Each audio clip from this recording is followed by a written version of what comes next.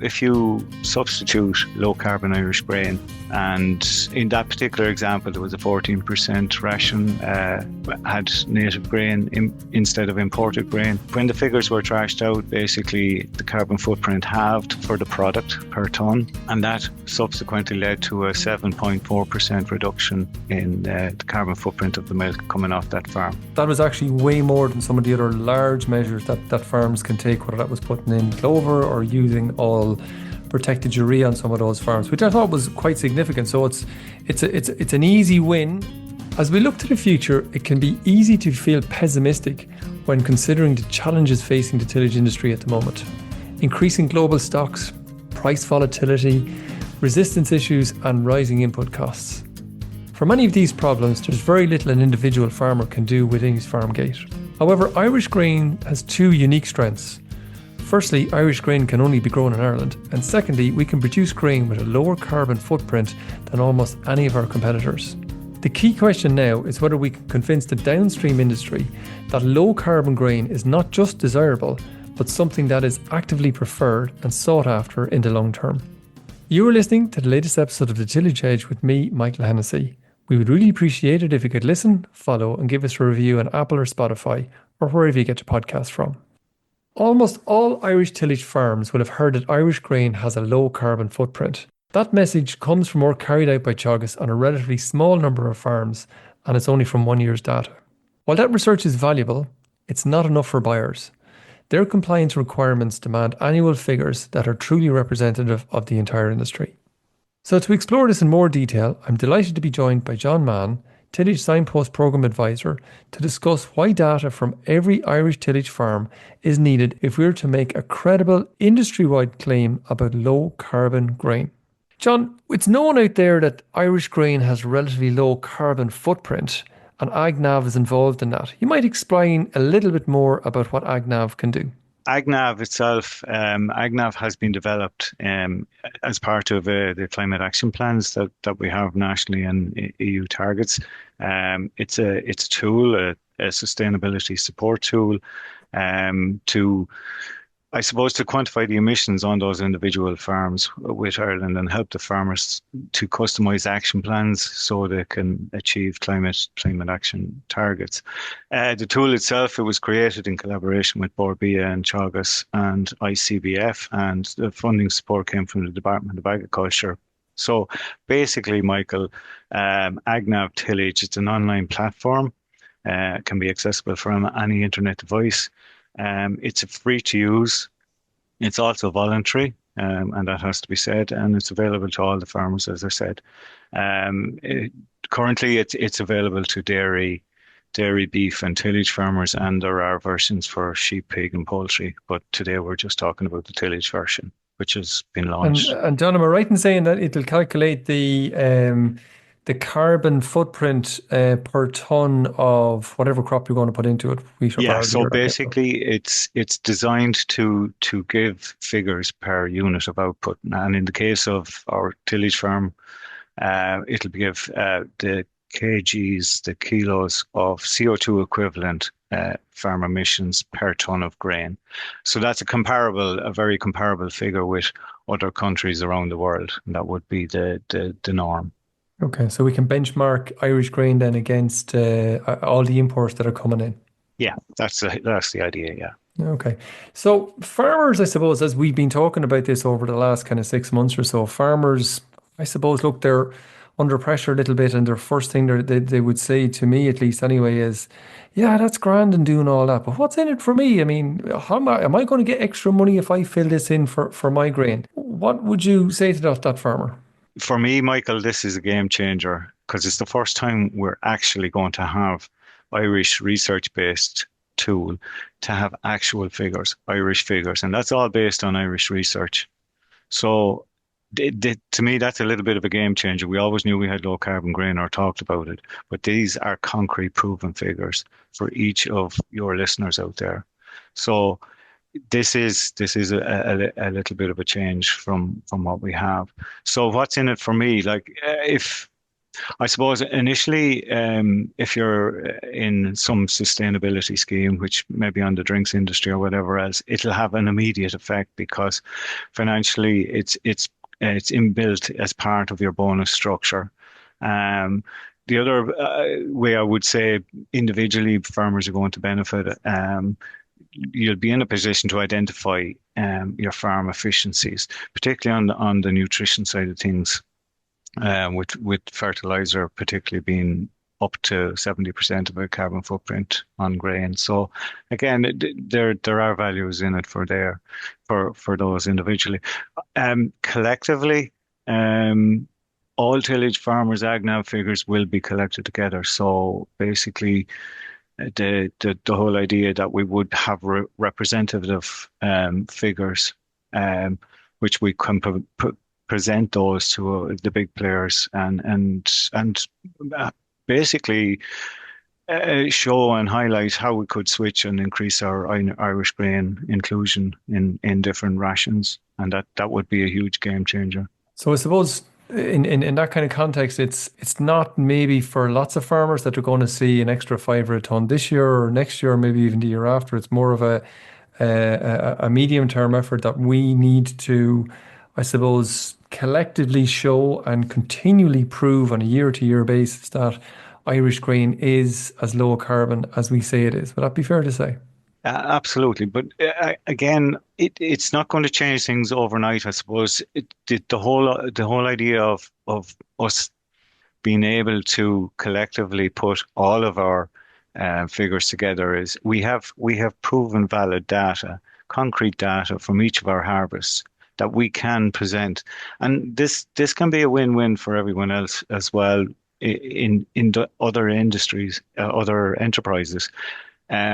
Because if you substitute low carbon Irish grain into, say, there was an example at the national the ploughing, and in that particular example, there was a 14% ration had native grain instead of imported grain, 64% native grain.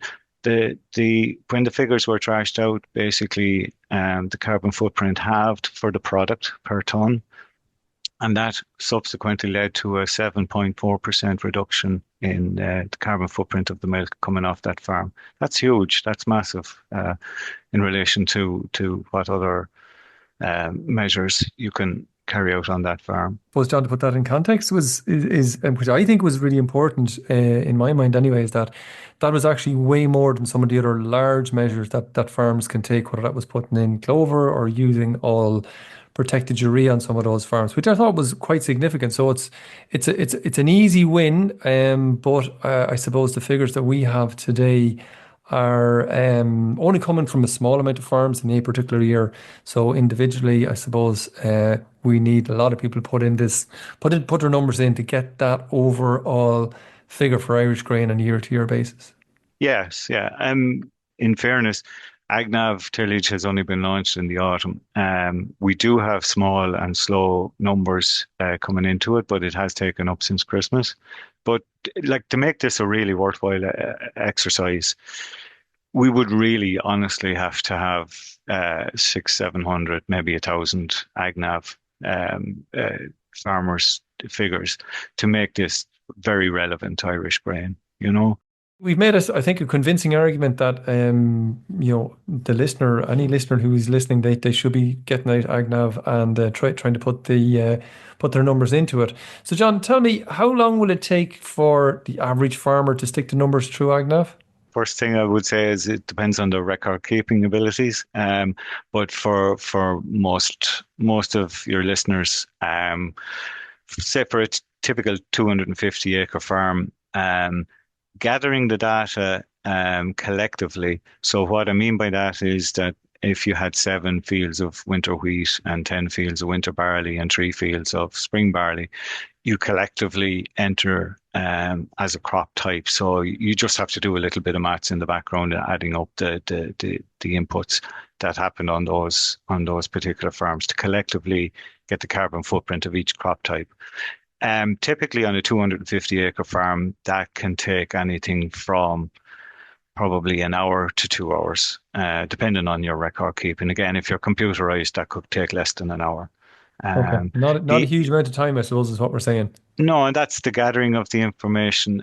It has to be inputted then at that point, and that process takes a maximum of half an hour. Okay. Most are saying maybe 20 minutes.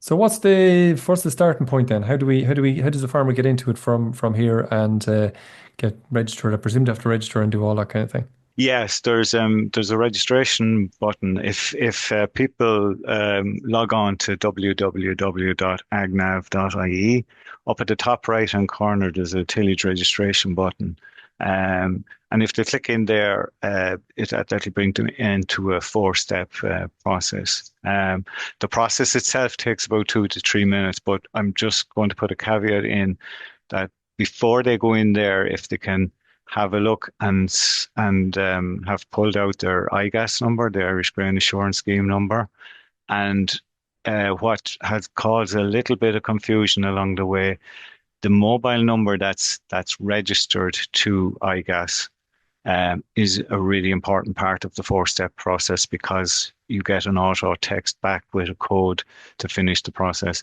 So that's really important that you have the correct one. That there may be a number of herd numbers on the same farm under the same IGAS number, but it's whichever mobile number has that. Now, as recently as a few hours ago, I got a phone call from someone trying to register, and they didn't know what that mobile number was. IGAS themselves will, across the phone, give you that number if people are stuck, and that person texts me back to say they're up and running. So let's just say, John, then that the farmer is able to get in 3 or 5 minutes later, farmer's in, kind of a way to go. What are the key pieces of information they need on a per crop basis? And you might just start with the information that the chances are the farmer's going to have off the top of their head. Basically, it's been made as simple as possible. There are 20 odd questions per crop type to fill in. The real obvious ones that they'll know straight away are the name of the crop, the name, whether it was sown in the spring or not. You have very simple questions like the soil type, so light, medium, or heavy. Establishment method. They'll know all those off the top of their heads. They need to look up their record books for the likes of the seed rates, the yield, which is extremely important, the number of spray passes. So the carbon footprint of the actual pesticide side of things is quite low, 1 to 3% of the carbon footprint, but the number of passes. So from a machinery point of view, and the fossil fuel side, that's important. The other main area, Michael, would be just to have all of the fertilizers that were applied to the crop and the rates of what those fertilizers went on at. Same with organic manures if you have them. But outside of that, most of the stuff will be easy enough now to So the run two down from. pieces of information, John, there that a farmer should try and have as accurate as possible is the yields and the fertilizers. Would I be right in saying that? Yields and the fertilizer, and those are possibly the ones that would cause the biggest fluctuation in the actual results. Yeah, but people, yeah, exactly. Yeah, but people should be trying that as accurate as possible. Okay, so let's just say Yeah. then, again, this is hopefully only going to take a couple of hours for most farmers. One crop is put in successfully, and I think there's guardrails around some of the input data that you can't put in a huge figure. So you're going to get 50 tons per hectare in winter wheat. I think there's a bit of guardrails around that. But let's just say a guy is after putting in a guy or a girl, I should say, maybe after putting in all the information, and one crop is done successfully. Is there, and they want to go and put in the next crop? Is it the same process again, or is there any more help in it in the system? At the bottom of the screen where they would have completed the first one, there's a button called Add Another Crop. So when you add another crop and go into the second crop, many of the relevant details will be pre-populated, like the soil type and the cultivation. Now you can change them naturally, but it pre-populates with a lot of the stuff. The fertilizers will be there from the previous crop as well, because that doesn't change a whole pile. But it's made simple, but made to that it's not going to take a lot of time to put in the data. Well, sir, that sounds fairly straightforward then. The biggest effort is probably in the first crop you're going to put in, and a lot of that Yeah, data carries through to the next crop. You just have to change the rates and bits and pieces. How yeah. many crops, John, can you put into the system? It's limited to 10 crops, and that's probably done on purpose to make sure that people don't actually inadvertently start using it as a field record. Um, to date, probably the most I've seen is seven. Most people are on 3 to 5 crop types, which they grow. And a question actually that was asked at a webinar last night. If I've only one relevant crop type at the moment to cereals or grains, can that go in? This particular farmer had beet, and that's actually not a crop that we have the gross carbon footprint for as of yet because the data isn't there or the research. But for any of the cereals, the oilseeds and legumes, the likes of beans, everything Okay. is in there. Yeah. So it's a bit limited, but look, we're working on it the whole time. So Again, yeah, we'll it's a be starting point. Yeah. Okay.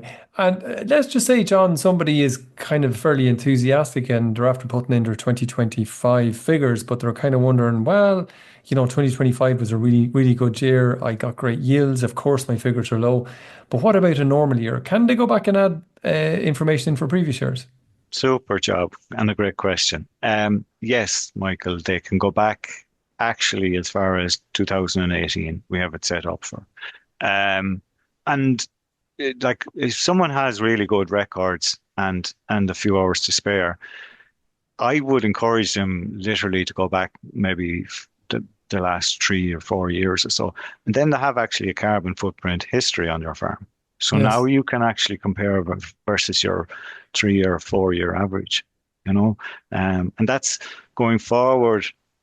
The way we will present results, they will be versus your average for a 3 or 5 year period or whatever else. But Okay. absolutely, you can go backwards all the way back to 2018 if you have the records. And people might be able to see changes along the way.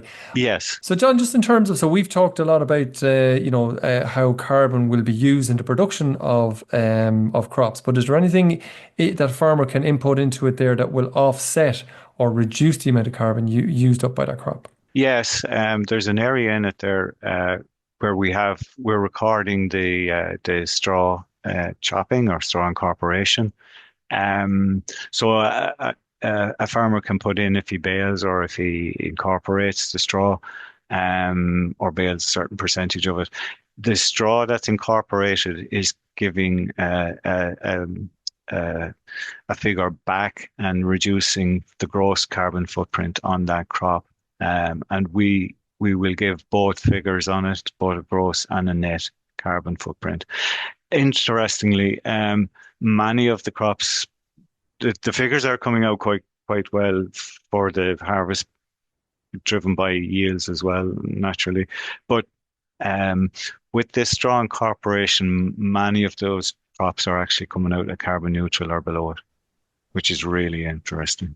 And what about cover crops, John? The story with cover crops is we're recording the information at the moment on AgNav. We don't have the data to actually give the net contribution, but the idea is that we will have that recorded, and as soon as the information is available and peer reviewed, that it will actually backtrack through the whole system and reduce them back to way. So we're gathering the information with that in mind. Okay, so as we said before, the AgNav is going to produce a figure based on the carbon footprint of that grain. People are going to get that, but what is a good figure? What's a bad figure, John? Another great question, Michael. We would we would have thought that figures in around 200 to 250 kgs per ton of CO2 equivalent. The figures actually with the harvest just gone by, many of them are below 200 kgs per ton. Now, again, it's per ton of grain, and yields were good on farms. But in reverse, there are some odd crops are coming back with maybe 270s, 280s, and that's an ideal opportunity for that individual farmer to go in and look at those and see where that's coming from. It may be overuse of nitrogen, it may be lime, which has a very high carbon cost. So again, it's an opportunity, or it could be just a poor yield on that particular field. But it's a great way for people to actually see their own crops and see their own figures and see what's affecting it. Okay. So, John, finally then, because it sounds like a fairly straightforward kind of system to put information into. If a farmer, though, however, is a little bit stuck, is there any help available? There is, Michael. If they Google the Signpost Advisory Programme, in there they'll get a list of resources, but there's also the names and locations. There's 21 climate advisors. They're positioned around the country in different regions. They're there as a free service to get people up and running, and they can help if both with the registration and then with how to interpret the results as well. There are a number of resources just on that. So if people were able to just do a Google search of Signpost Advisory Programme, there's a lot of information in there. Okay, so there's plenty of help available as well. Yeah, and like if they want me to do anything or even to clarify anything that I've said, they could email me at john.mahon@teagasc.ie, and I'd be more than happy to help them out. John, sounds a pound. That's as good as any you're going to get now. Just because of that, now you could get an awful lot of people saying, "John, will you help me with this? I'm a bit stuck." But look, I think a lot of the problems can be solved relatively quickly. That you've seen so far. I think if that's the case. Yeah, and it's proven to be to be quite simple to use. That's the overwhelming thing that's coming back from anyone who has done the process. Brilliant, John. Listen, thanks very much. Keep up the good work, and hopefully we'll have 600 or 700 farmers signing up and putting their data through this system this year. Thanks, Michael. So that's it for this week, and my thanks to John for joining me on the show. And just another bit of encouragement to log into AgNav and fill your details in there. It is necessary that your information is in there to contribute to the overall industry. Finally, if you enjoyed the podcast, feel free to pass it on to a friend or colleague. And remember to follow, rate and review on Apple or Spotify so you never miss an episode. And for more information, head to teagasc.ie. I'm Michael Hennessy. Thanks for listening. I'll be back next week with more tillage news and advice.